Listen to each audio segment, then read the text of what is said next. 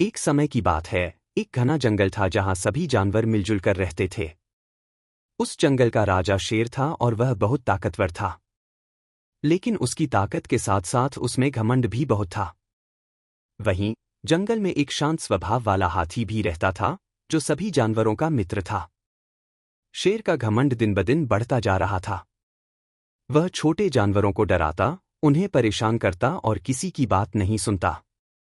एक दिन शेर ने हाथी को बुलाया और कहा, तुम इतने बड़े हो, लेकिन तुम्हारी ताकत का कोई फायदा नहीं।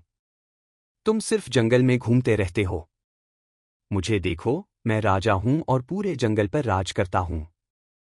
हाथी मुस्कुराया और शांति से बोला, राजा बनने का मतलब यह नहीं है कि दूसरों को डराओ। असली राजा वही होता है जो अपने प्रजा की रक्षा करे और उनका सम्मान करे। शेर ने हाथी की बातों को अनसुना कर दिया और कहने लगा, तुम जैसे कमजोर जानवर मुझे नहीं सिखा सकते कि राजा कैसे बनते हैं। कुछ दिनों बाद जंगल में एक बड़ा सूखा पड़ गया। नदी सूखने लगी और सभी जानवरों को पानी की कमी महसूस होने लगी। सभी जानवर परेशान हो गए और शेर से मदद की गुहार लगाने लगे।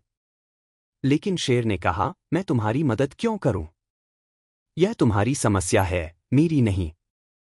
तब हाथी ने एक योजना बनाई।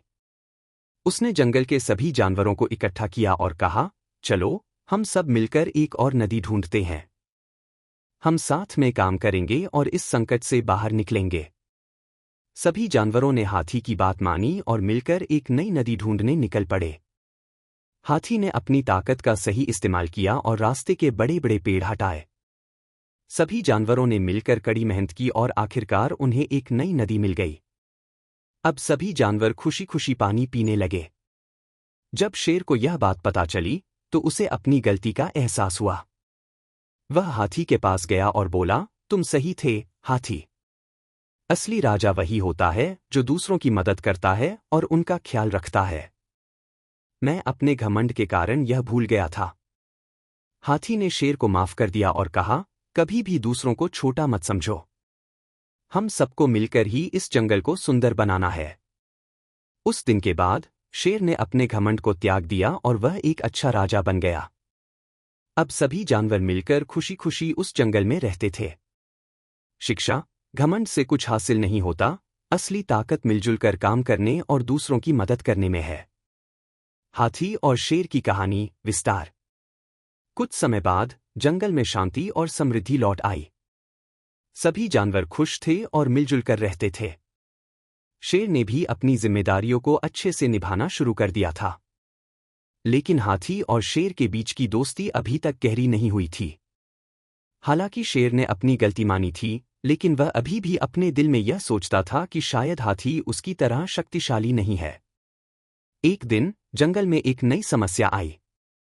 एक बड़ा बवंडर आया, जिससे कई पेड़ गिर गए और जंगल का एक हिस्सा नष्ट हो गया। बहुत से जानवर घायल हो गए और कई के रहने के स्थान भी बर्बाद हो गए। इस आपदा के बाद सभी जानवर डर गए और उन्हें समझ नहीं आ रहा था कि अब क्या करें। हाथी ने तुरंत सबको शांत किया और शेर से मिलकर इस आपदा से निपटने की योजना बनाने को कहा। शेर ने सोचा कि यह एक अच्छा मौका है अपनी नेतृत्व क्षमता दिखाने का, इसलिए उसने अकेले ही निर्णय लेने की कोशिश की।